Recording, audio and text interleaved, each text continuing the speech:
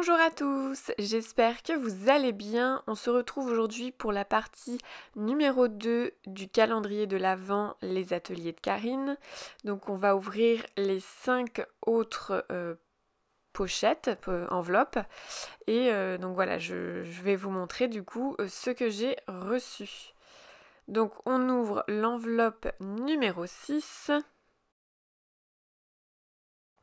Et donc pour ce jour numéro 6, c'est un tampon clear en forme de carte postale avec de très jolis détails. Franchement, j'aime beaucoup les petits tampons et tout ça. Enfin, pas les tampons, les timbres, pardon, avec comment on appelle ça, les tampons comme quoi c'est oblitéré, si c'est bien le bon mot, si je me trompe pas.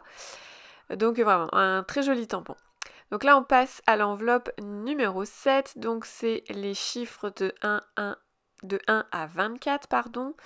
Et donc voilà, ils sont du coup assez neutres parce que c'est un petit gris au niveau des couleurs. Donc je pense que c'est une très bonne idée parce que du coup ça va être passe-partout avec n'importe quel style de calendrier de l'Avent ou de December Daily, etc. Donc c'est super sympa, je trouve.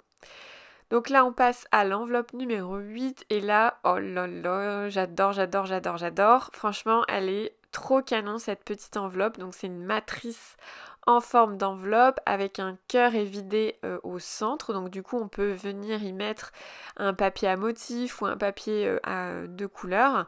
Et donc franchement, trop contente de cette matrice. Oui, donc comme la fois précédente, je vous montre le résultat de la découpe. Donc franchement, ouais, j'ai gros coup de cœur sur cette matrice, je la trouve super sympa et j'ai vraiment hâte de l'utiliser dans une création, donc que ce soit pour de la carterie ou un mini-album.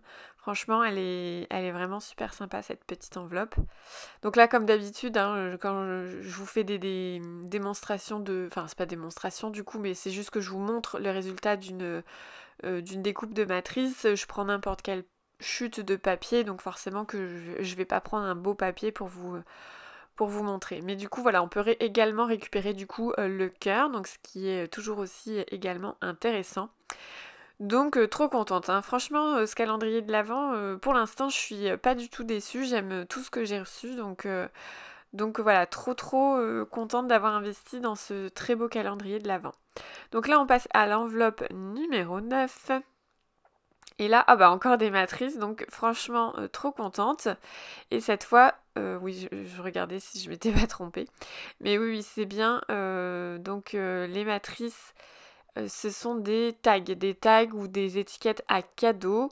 Donc voilà, donc là, encore une fois, je vais chercher un petit papier et je vais vous faire le résultat de la découpe. Alors cette fois-ci j'ai pris une chute de papier rouge et voilà donc la première étiquette ou tag comme vous préférez, étiquette à cadeau. C'est une étiquette toute simple avec un joli bord je trouve.